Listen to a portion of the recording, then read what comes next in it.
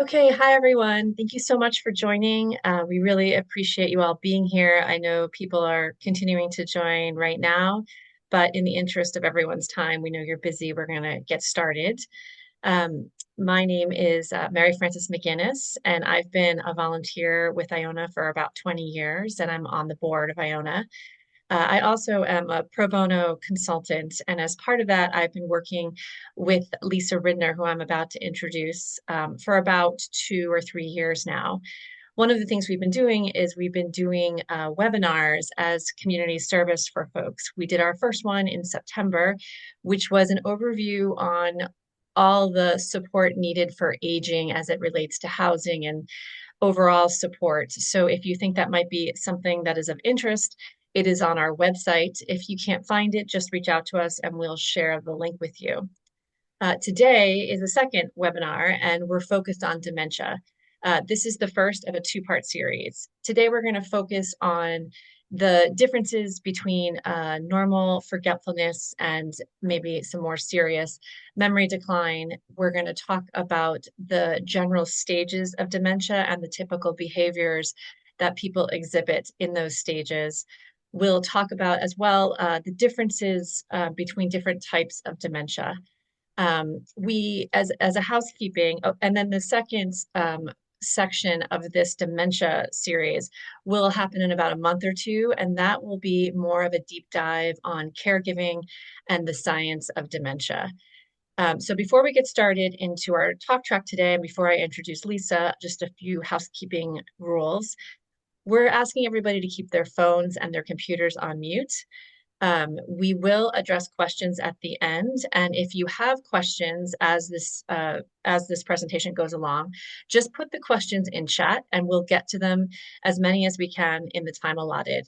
If we don't get to your question, don't worry, we will follow up with you directly to answer those questions. And some of you submitted questions ahead of time, so thank you for that.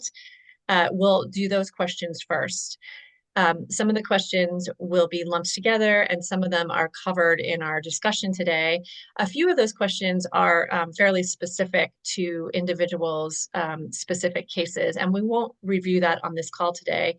If you want to have that question addressed, Lisa's information will be provided at the end of this, and she'd be happy to discuss with you your particular situation. So with that, I am going to introduce the wonderful Lisa Ridner. Welcome, Lisa. Thank you, Mary Frances. I'm looking forward to our time together today and for this opportunity to share more information about dementia. I know just hearing the word dementia for so many stirs up so many emotions, concerns, fears, anxieties, stressors, and so much more. But hopefully, speaking about it today will empower us to become more educated and prepared.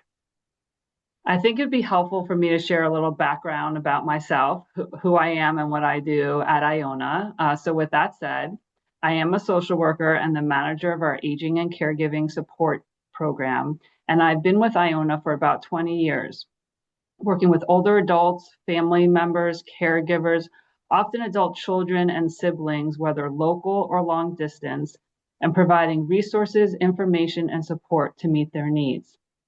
I also facilitate support groups for caregivers who are caring for spouses or partners with memory loss. And I serve as an elder care consultant in different partnerships with congregations, villages, and businesses, serving their members or employees, providing resources and information to meet their needs. And if you know me, you know that I am a big advocate of knowing what you need to know before you need to know it. Having opportunities to explore your options, be prepared for the future, can really help avoid a crisis or avoid making a decision during a crisis time. It truly can be the best gift that you give yourself or those who care about you. I think it's important for me to share that I really love what I do. I can really relate personally and professionally to caregivers and to dementia. Mary Frances, something that we both have in common, besides our love for Peloton and our dogs, is that we were both adult daughters caring for an aging parent with dementia. So I really appreciate you being here with us today for this discussion. I'm glad I'm here too. And all right, so let's start off with something that I hear a lot, and I will say something that I'm saying more to myself, which is I think I'm having a senior moment. And what I mean by that is, can you talk about normal forgetfulness as we age and maybe more of a memory decline or a memory loss, and what's the difference between that? Sure, absolutely. I hear that often as well. And I think now might be a good time for us just to take a deep breath, try to relax, not let panic kick in. And I think it's important for us to recognize our own cognitive baseline as well as our loved ones and be mindful of any types of changes, whether they're small or they're big, they're worth discussing, have an open conversation about it, and consult your doctor. But with that said, there are lots of things that could cause normal forgetfulness. And when we treat them, we can get back to our cognitive baseline, which is very different than a, a concern about memory loss due to a dementia related illness that once treated, we're not able to get back to our baseline. And we'll talk about that in a moment. But things that could cause normal forgetfulness as we age. And I will say that I am guilty of this multitasking, doing too much at once, not being present at the moment. I can't tell you how many times that I've driven to a location, gotten out of the car, grabbed my purse, grabbed my phone, see the text I missed or the call that I need to make, and do that as I'm walking in, then go shop and then come out, and chances are I have no idea where I parked my car. But I can take a moment, take a deep breath, retrace my steps, and remember where I parked. Very different than if it was a memory issue due to a dementia related illness. Other examples of normal forgetfulness as we age could be due to not getting enough sleep, not eating right, not staying hydrated, depression or anxiety, chemical interactions from medicine or alcohol. Again, all examples, when treated, we can see ourselves getting back to our normal cognitive baseline. Now, I want to share examples of memory loss that should raise concern and aren't typically associated with normal aging. So we may have a place where we keep our glasses or our keys, and randomly we might put them on a different table or a different bowl or a shelf. But when it's normal forgetfulness as we age, we'll be able to retrace those steps, find the glasses or the keys. However, if you put your glasses or your keys in the freezer and think that's an appropriate place for that, that's a red flag that there's a concern for memory loss. Other examples may be forgetting where places are in common areas. You may be in your home for years or decades and not recall where the bathroom is or the bedroom is. Here lies a real concern. Also, forgetting names of friends or close relatives, forgetting major recent events, being disoriented to time or place. All these are examples that really illustrate where we're having more concerns for memory loss not associated with the normal aging process. Thank you. Okay. I want to also talk about the term dementia and the term Alzheimer's. I'm familiar with Alzheimer's. I do a lot of reading about dementia, and I often, when I'm reading about it, I sometimes see those terms used almost interchangeably. So, is dementia just the generic term for Alzheimer's? Are they different? Can you describe the difference between them if there is a difference? Yes, happy to do so. I know that these two terms are often interchangeable and can be confusing. So let me break it down a little bit. Dementia is an umbrella term for about 70 different types of brain disorders. And people with dementia may have problems with their thinking, with their memory, with their reasoning, may lose the ability to carry out a daily task, may also experience changes in their personality, their mood, and their behavior. Now, Alzheimer's disease is the most common form of dementia, with over 70% of dementia cases estimated to be Alzheimer's specific. Now, some other common types of dementia include Lewy body dementia, vascular dementia, and frontal temporal dementia. And we'll discuss all those in a little bit. But it's important to note that determining which type of dementia a person has requires comprehensive physical and neurological exams. But on average, a person with dementia can live 4 to 8 years after the diagnosis and can live as long as 20 years, depending on other factors, such as age, lifestyle habits, and availability to medical care and personal care. Today, it's roughly estimated that over 7 million Americans 65 and older are living with dementia. And by 2050, this number is expected to increase to nearly 13 million. I know that's overwhelming and really hard to process. Yeah, those numbers are staggering. It makes me really glad that we're doing this today. And obviously, there's a lot of people on this call who are looking for information as well. So thank you for clarifying the difference. Now let's talk about, before we get into the different types of dementia, I'd like you to talk about the typical stages of dementia and what the typical symptoms are at those stages, understanding that there's a wide range and that people may not exhibit the same symptoms at the same time. So could you talk to us about that, please?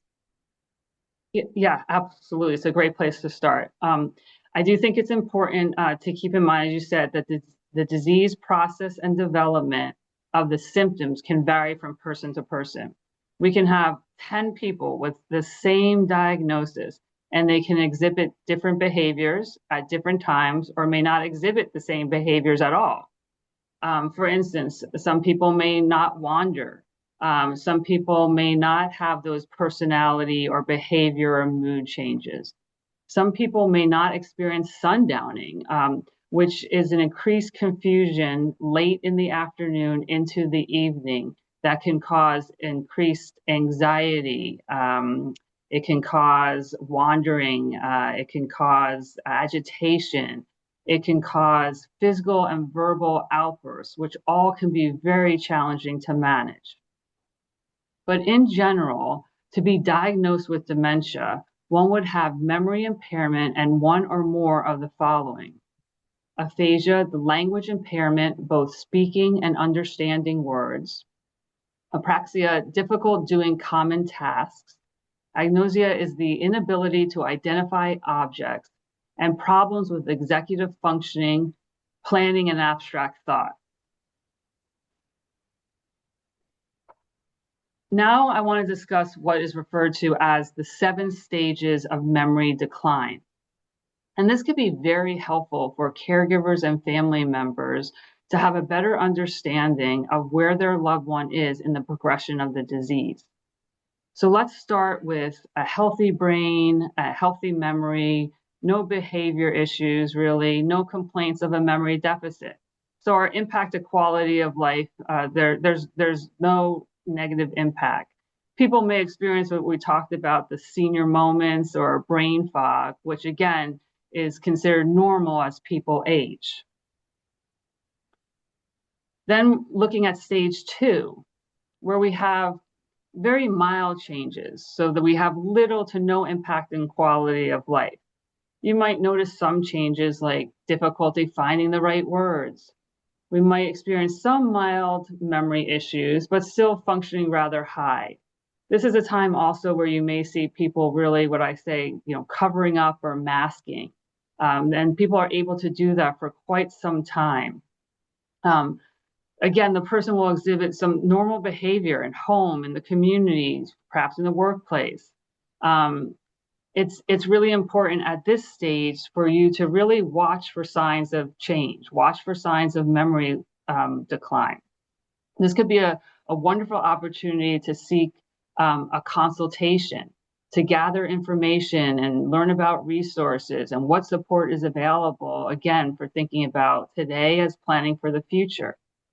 Also, will share that I can't express enough how often caregivers will share with me how grateful they are that they had some really meaningful and important conversations with their partner or spouse or loved one while they were at the early stages, so they were able to really express what their needs are, what their goals are, and what their wishes are for the future.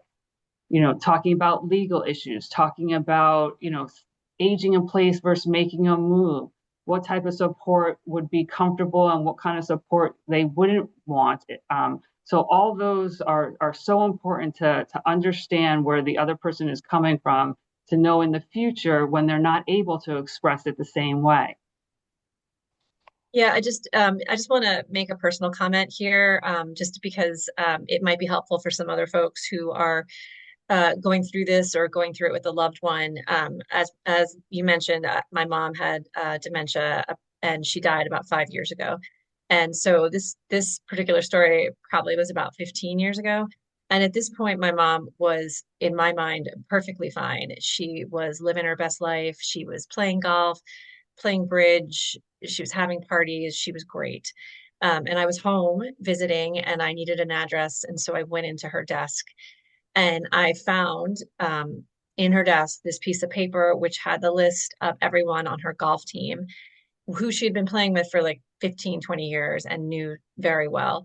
But it had their names, it had the names of their kids, it had the names of her husbands, it had where they lived.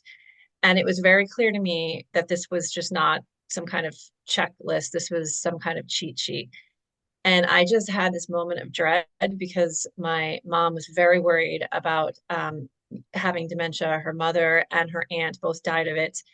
And I just felt like, oh God, this is something that she's using as a crutch. It's how I felt. And I felt for a second like I was going to ask her, I thought about it, but we just had this family dynamic where we didn't discuss these things. I knew she was afraid of it. I knew she didn't want to talk about this, and so I took the easy road out and I didn't discuss it, and I regret it. I remember it to this day. Obviously, I'm bringing it up, and I really regret it because it just started this culture of us pretending that nothing was wrong for way too long. And I know that probably would have been a difficult discussion, and she might not have been open to it at the time, but it also might have maybe changed the dynamic and the paradigm of how we reacted and how we didn't talk or did talk about this. So when you mention, masking and covering up, that is definitely something that had happened to us. Thank you for sharing that, Mary Frances. I'm sure there are many that can relate to all sides of that story. So thank you. Now I want to look at stage 3. And many of you might be familiar with hearing MCI, mild cognitive impairment. Here's where we start to see a little impact on quality of life. Might be noticing some changes in one's thinking and reasoning. Notice more signs of forgetfulness. Again, losing items and not being able to retrace your steps to find it.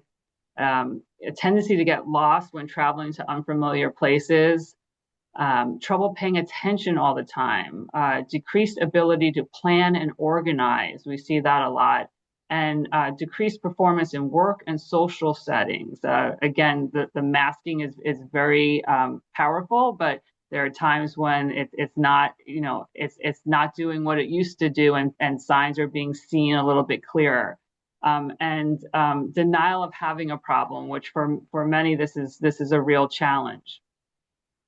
At this stage, it's really important to recognize roles and responsibilities for the caregivers likely are going to change. I hear this all the time as far as, caregivers really feeling overwhelmed because there's so much that they're doing that they didn't have to do before. It was more of a team. I did this, he or she did that. No longer, I'm doing more of it. And why? Because we're recognizing that the individual with the memory loss isn't capable the same way to keep organized. So you might be finding yourself, taking over the calendar and arranging appointments. You might be needing to deal with medicine management that you haven't done before, taking over bill paying, which could be very stressful and consuming.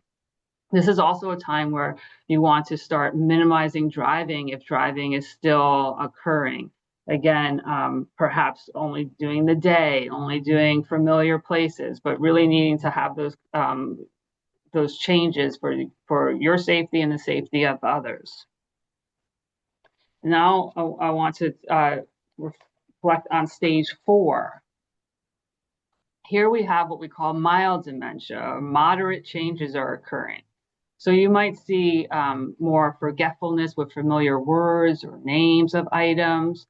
Again, forgetting where things are left, losing things more often, having trouble with some of our activities, daily tasks, which could include laundry and cooking and shopping, increased difficulty of problem solving. And again, having trouble with finances or food preparation is very strong here. Here's a time, if it hasn't already occurred, that caregivers really need to think about their overall well-being and what kind of respite they need. I really tell caregivers that this is a necessity, not a luxury, because again, as the your loved one's memory continues to decline, your demands are going to be a lot greater for what you need to do on top of what you need to do for the individual with memory loss. So you may want to explore, if you haven't, home care options, having somebody come in for certain hours of the day, certain days of the week to give you respite, and for the individual with memory loss to have companionship and be engaged and stimulated. Adult day programs are another wonderful option for that, the respite and the engagement.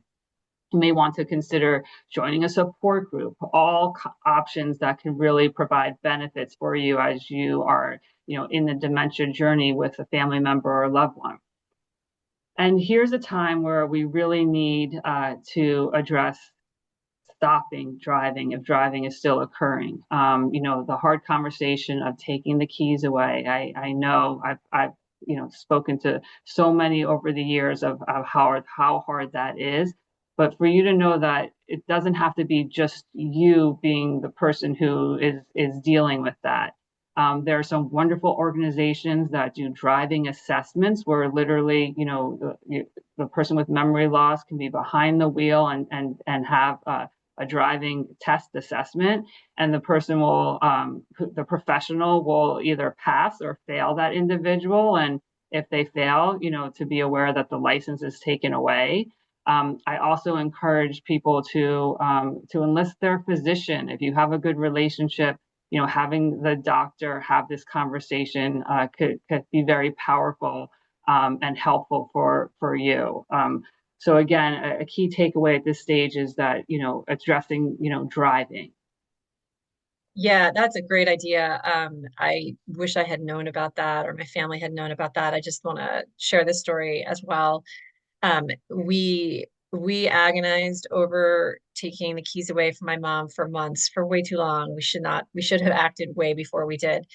But my dad was just really didn't want to upset her and affect my mom's independence. And, so we didn't do anything. And of course, the thing you dread happened. She drove to the CVS that was like a half a mile away from their house. And we got a call a couple hours later from, thank God, a very kind gas station attendant. She was about 30 miles away in a town she didn't know, and she did not know how to get home. And you know, we were so grateful that we had stuck in her wallet her name and her phone number, and so he was able to make the call home to my dad, and my dad was home, and all worked out. She was fine. My dad got her, but it was a huge wake up call, and we should have acted sooner. So what my dad did was he went to get the car repaired supposedly, but really just sold the car and just told my mom that the parts were taking a long time to come in. And I swear my mom never asked about the car once. It was a non-issue. So what we had agonized about for months, probably more than that, she she was fine with it gone. And, I wonder if in a way she was relieved. We Mhm. never talked about it, but it was not a problem. She just immediately went to being the passenger. Yeah.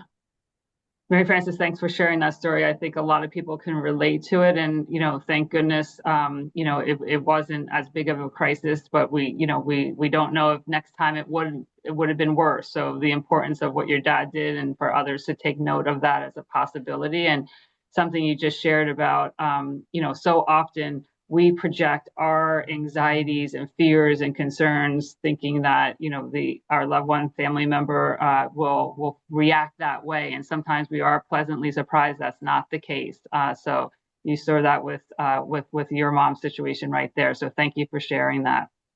Now I want to move on to what I'm going to do is combine stages 5 through 7 together, because here we have, again, with the dementia, we are at a constant decline progression, and in stages 5 through 7, we're seeing, that increased decline with symptoms being more and more pronounced. So I'm going to talk about them collectively, where we're in the moderate to advanced or severe dementia as our stages.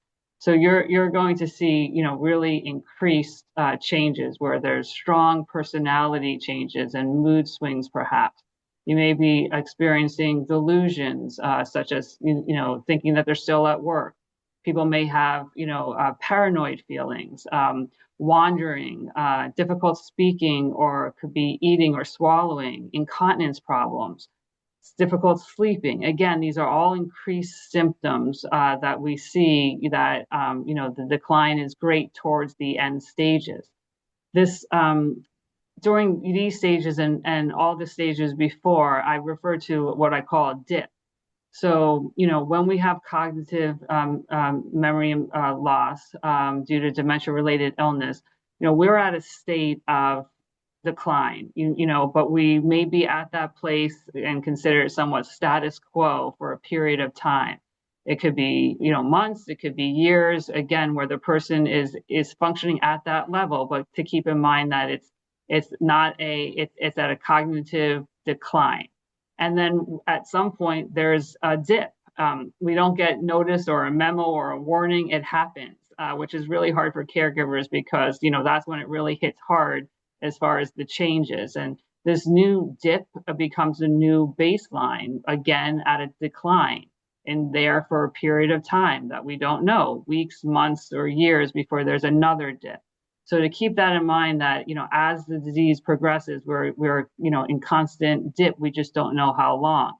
I'll add that during these stages, it might be beneficial if to connect with hospice, if that's something that is available and one is eligible for.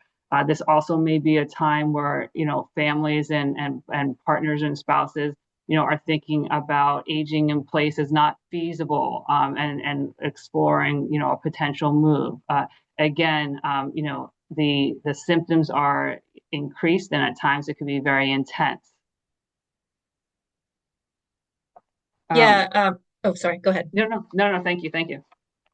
I just wanted to talk too about um, those stages, and in the earlier stages, we found this very helpful, and we met with a neurologist like on a regular basis, once every 6 months, and maybe once a year. We did it probably up until stage 5 or 6. And what it did is the neurologist would do the battery of tests on my mom each time, and then his team would come out and talk to us about the practical things that she was probably having problems with. And it really helped illuminate things for us that we didn't even realize were challenges for her. So at one point, they told us that she could no longer read a watch, that we should move to digital clocks.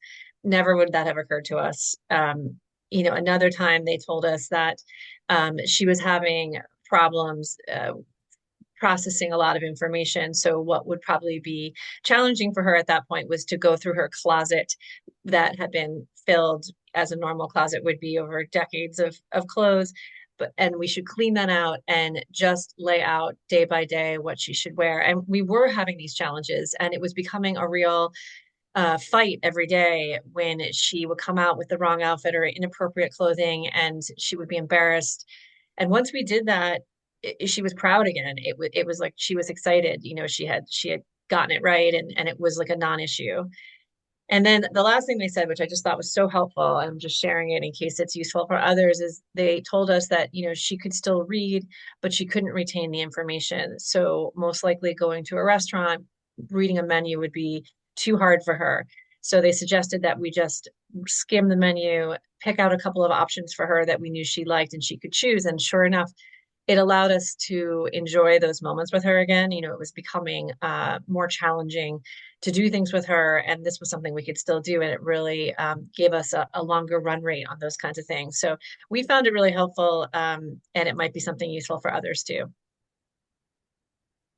So now I just want, now that we've covered the stages, I think we should talk about the different types of dementia. I know, like as you mentioned, there's a wide spectrum of behaviors, so not everybody will exhibit the same thing.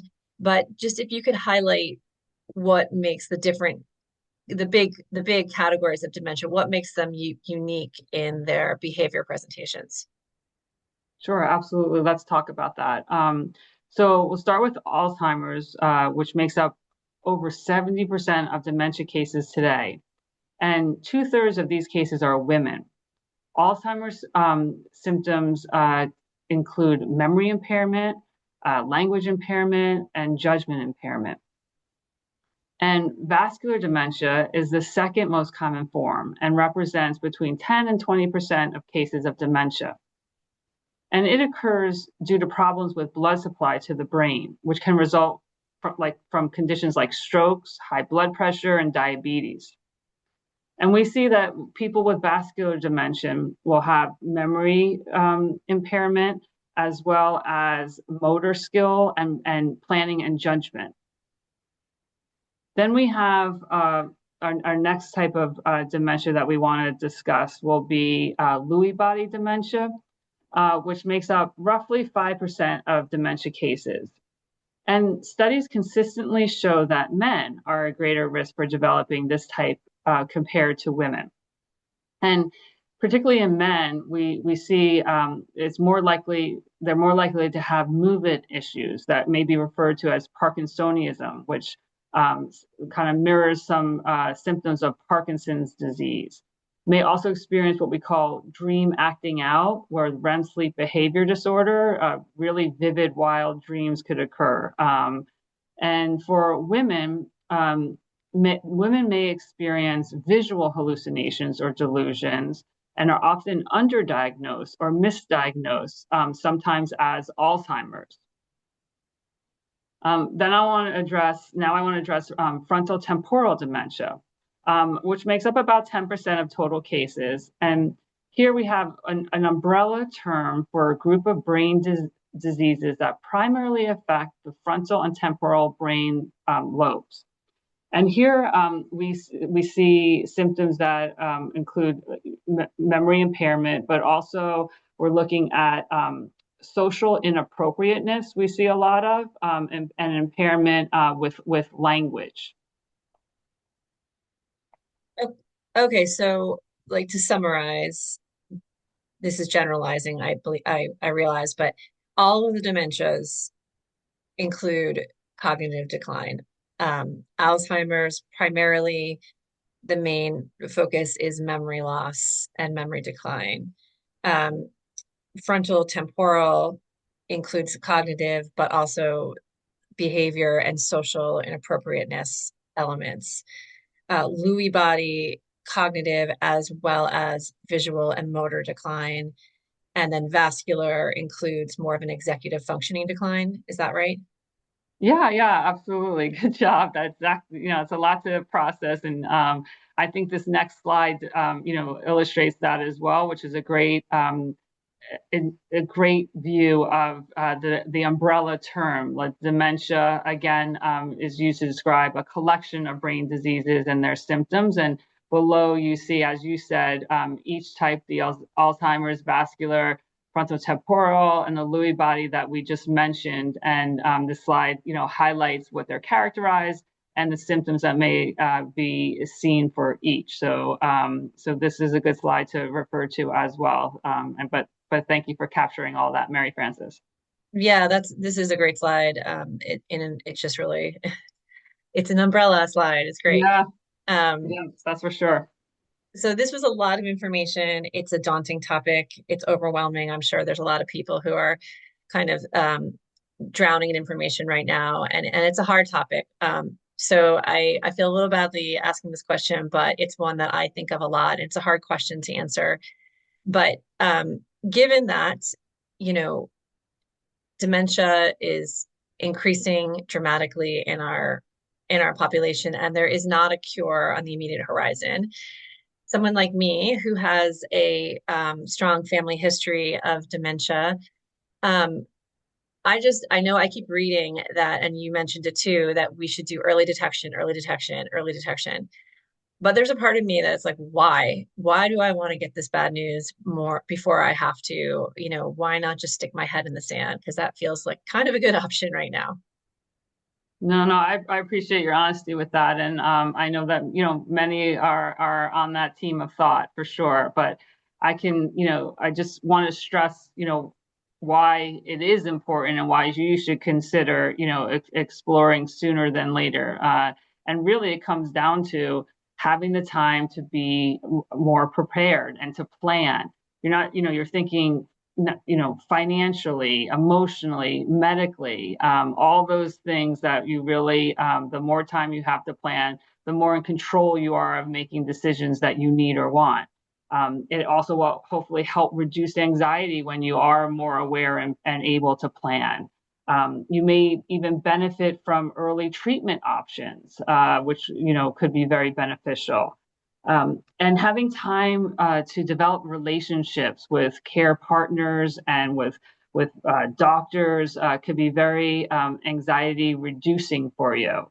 I go back to my initial if you know what you need to know before you need to know it, how powerful that can be. Again, to be able to plan and to be aware, and um, not to be reactive, but to be proactive in your health and well-being, and what decisions you want in the small picture and big picture. Okay, yeah, I'm a planner, so that idea of planning out and kind of taking control of a care plan makes me feel like a little more under control in kind of an uncontrollable disease. So and I think that would give um, a lot of uh, calmness to my husband and my loved ones if we could like clearly discuss a plan. So I see that benefit there. Thank you for sharing that. Well, thank you for all of this amazing information. It's really helpful. I know about Alzheimer's, obviously, but I did not know about the other types of dementia. So that was really eye-opening. For everyone on the call, you will see Lisa's information here. I'm about to start the question and answer process.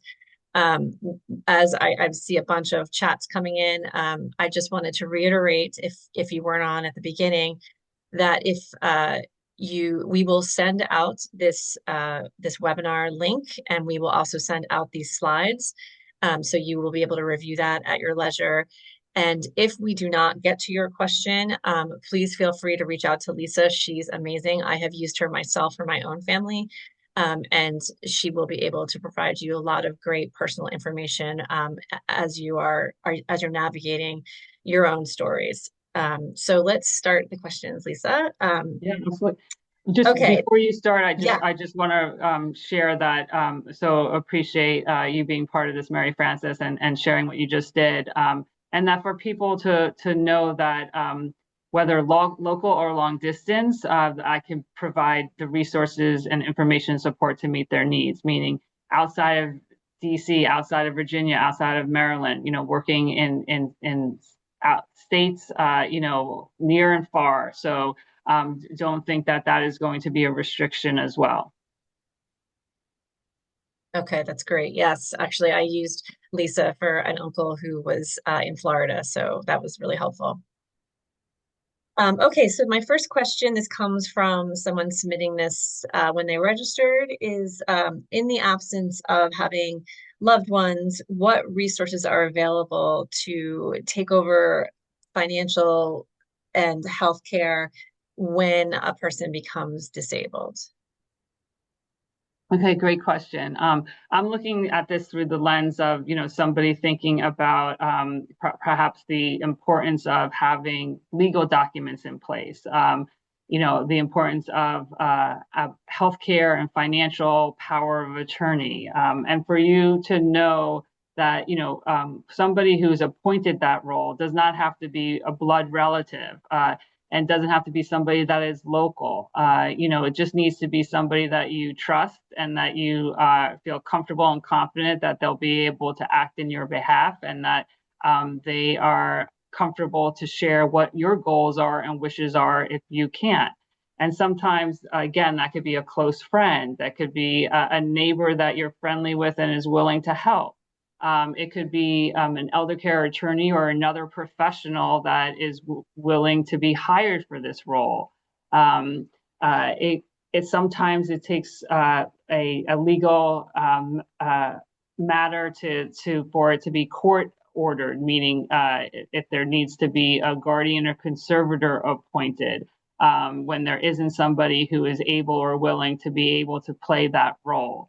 So the power of attorney for health and finance is super important again to protect one's interests as far as what their wishes are and to be able to speak in their behalf if they're not able to do for themselves. So I hope that answered the question. That's great. This is related to that, so I'm making it a 1B.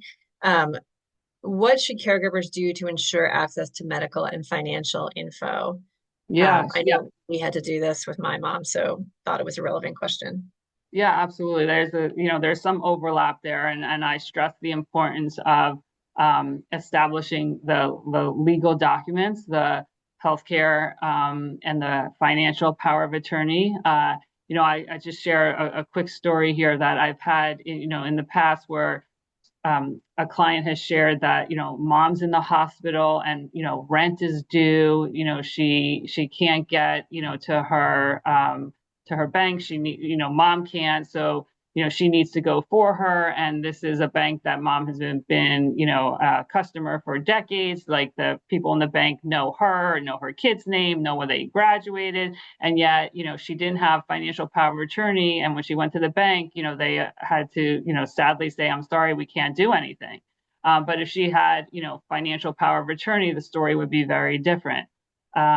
So important to get those legal documents in place, as well as thinking about doctors and the ability to be able to be part of the older adults medical system to ask questions or discuss before a visit or after a visit. Um, Consulting with each of your doctors what HIPAA forms need to be filled out and to be mindful of multiple doctors. One form is not universal. If there's a cardiologist, that office will need a form. If there's a primary care, consult for that form. So the more that you can put layers to protect, to be able to be that supportive healthcare voice and to be on the front line, because we often see as people age that not always because they're being secretive or in denial or defensive, but they're not able to be good self-reporters. So there are a lot of times where things fall through the crack if you're expecting updates or information about a doctor visit from the voice of the older adult. So being able to communicate can really give you peace of mind and protect, for future needs. Okay, that's great. Um, Next question, this one hits home for me for sure. Should we constantly be correcting people with memory loss? Okay, that as a facilitator of support groups for 20 years, this comes up a lot for sure. And I'll say the quick answer is no, but I know how hard that can be. when something is not logical or it doesn't make sense, or it's something that causes great frustration and you want to correct. But it's almost where I tell people that we really need to retrain our thinking and pause and think before we say what we want to say, and reframe that, because it's so important to meet the individual with memory loss where they're at, instead of thinking that they're going to meet where we're at. And it's only going to cause conflict and frustration, anger, perhaps sadness, by correcting, for both of you, honestly, because as the caregiver, your emotions are going to rise as this occurs and you're trying to correct, and it's not working. For example, if somebody with memory loss is feeling very strong and powerful that the sky is purple, logically, realistically, we know that's not the case. But it would serve you so much better to respond with, wow, purple is a beautiful color. It must look beautiful to you. And then redirect, perhaps distract with something else and not dwell on that. I've also had, in a more, serious, perhaps, concept in an example. We often recognize that with people with memory loss, that their strongest memories are, often their childhood home, or, their parents, as if it's the reality.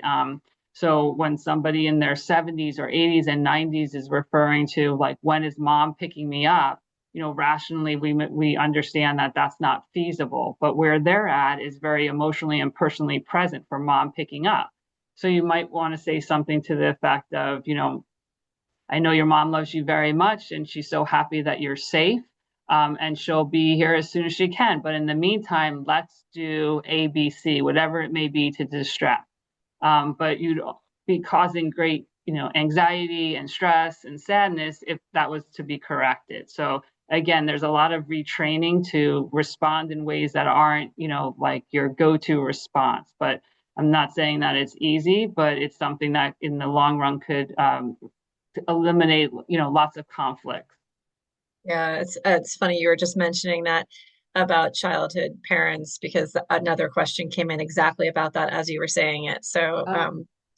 and just to, if I could just highlight my own personal element to that, it was exhausting, those kinds of questions and having to keep patience. And sometimes what we would do, and it might not be an option for everyone, is we would kind of tag in and tag out, and let someone take it for a while and then, go for a walk and then come Mhm. back in and just take that break because it can be a little bit exhausting sometimes. Absolutely. Um, okay, so this question comes in many formats, but I'll ask it as it was written. Should we be, what resources are available to caregivers in general? That's a great question, and we can take an hour webinar for that. So I'll try my best to cover the bullets that could be most helpful as quickly as possible with that in mind. So there are many resources, and it depends on your service area, where you live, what is affordable. Of course, there are options that are low cost or no cost, but also recognizing that there's a lot of resources that are for a fee. Each state has what we call an Office of Aging that you can connect to and get directed to your local service area. Iona Senior Service has an amazing, truly fabulous information and referral hotline that you can connect to for different resources and to be pointed in the right direction. Um, so you can connect with an elder care specialist, like myself, to be connected to resources and information and support.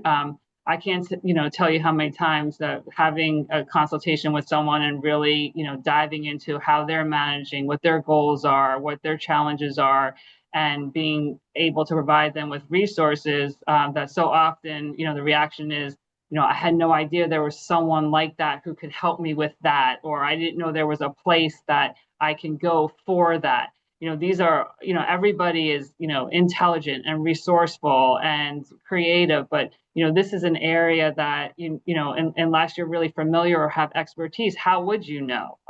There are so many resources as far as home care, as far as what community should I be exploring, money management help, transportation assistance, medical referrals, home safety assessments, programs that are offered in the community, different types of support groups. Those are just to name a few that you can be connected to for the resources that you need.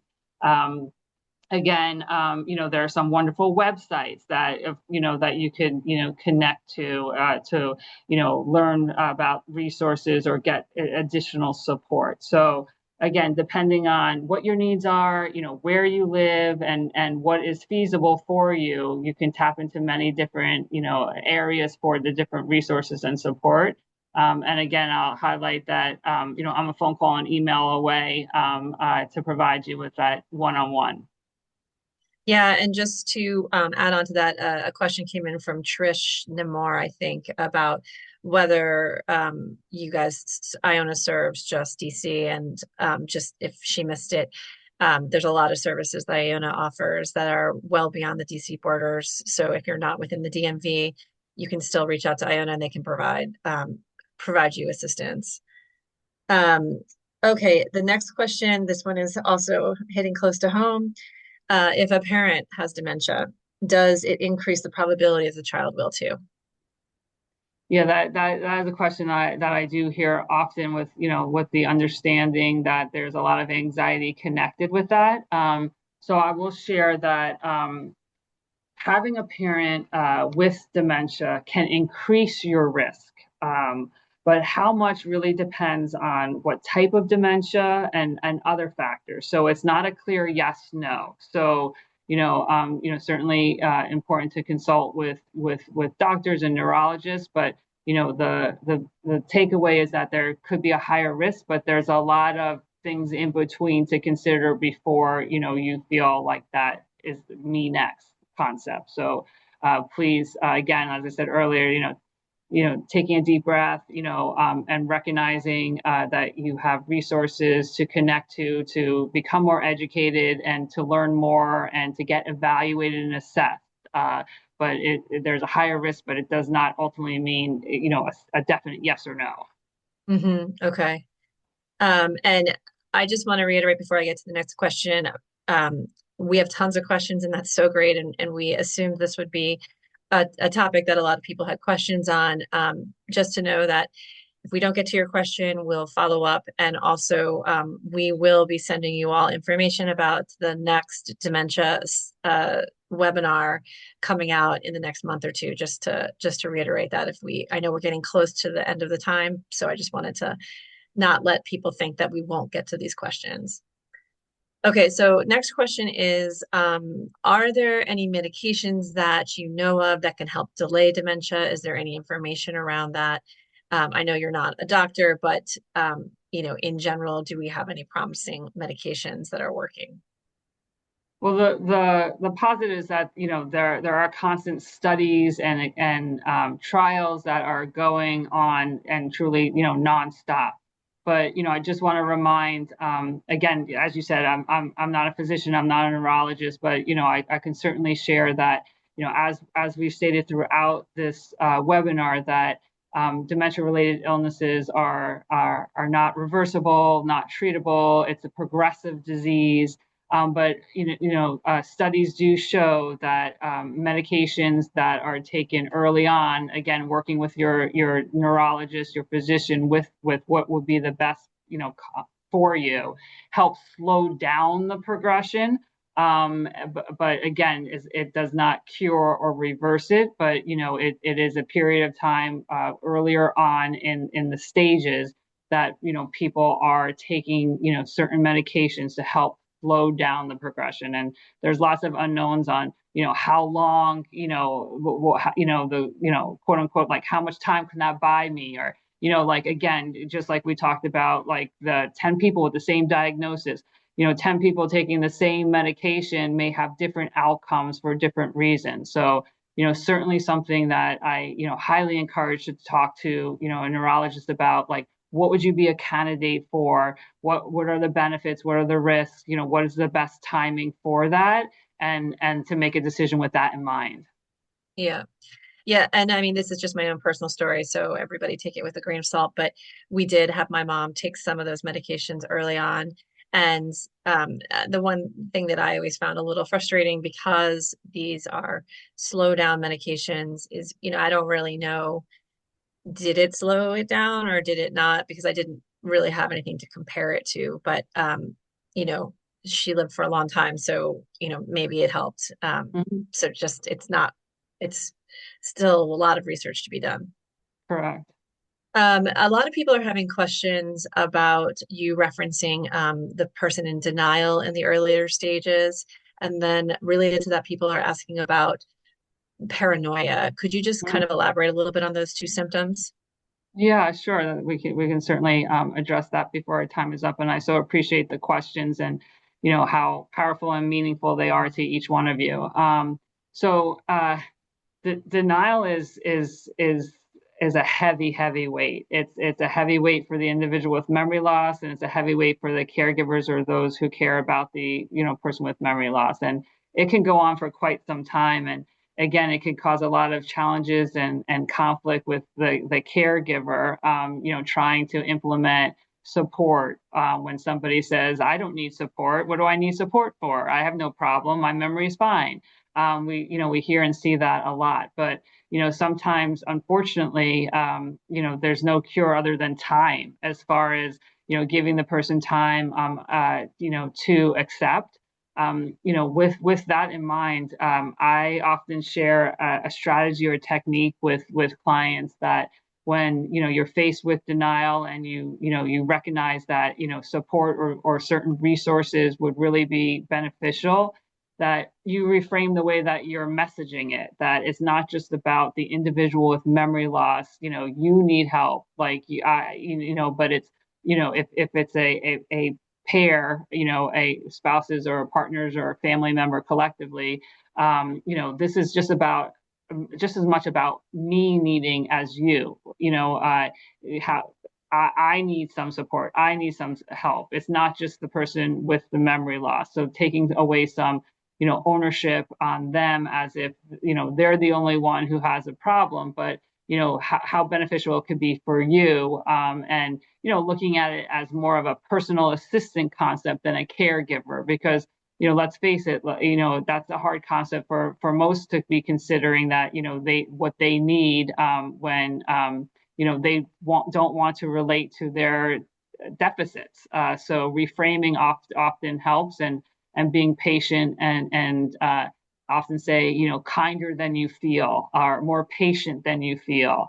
Sometimes it takes a lot of attempts before there's a success, and that's just the unfortunate reality. Um, and then ending and moving on with paranoid. Um, that's a tough one. That I see that a lot, and whether it's about somebody in the house, or somebody stealing something, or not being comfortable going someplace because of the fear of someone or something. And this is also sometimes really necessary to intervene with doctors for medication that can help. If it's feasible, for having one-on-one, a therapeutic relationship to discuss it. Sometimes people are further along in the stages, and that's not feasible. But again, meeting the individual with memory loss where they're at. It may be completely unrealistic and not possible for the concerns or the fears that they're having, but the more that we try to correct them, the more frustrated and intense it's going to be. So we're often trial by error, like putting in some strategies, some tips, some changes related to what their issues are with their needs, to bring down the concerns and the anxieties, and for them to be more comfortable. And again, that takes some time and some experiments with. It's not one and done often, but again, the importance of meeting where they're at, that must be really scary to you. I can understand that. Sometimes, people will say, that somebody's outside or somebody, is upstairs. And the caregiver may need to, go outside to validate and say, I just checked, whoever was there is not there anymore. We're good. Everything's fine. So again, it's a lot of patience, it's a lot of resilience, it's a lot of effort from the caregiver, and again may need medical intervention as well, and it takes some time for those behaviors to diminish. Thank you.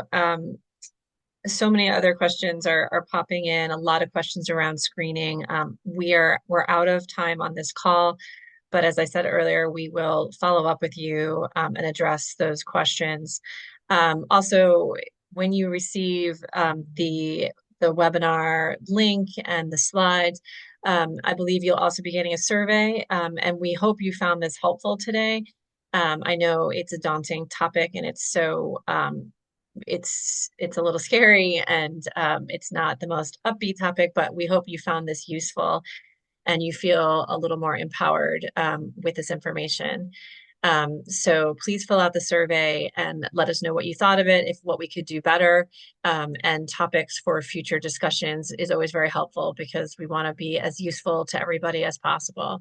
I want to thank Lisa for her knowledge and for answering all the questions. And thanks for the time today, everybody. And Thank you. hopefully we'll see you at the next one.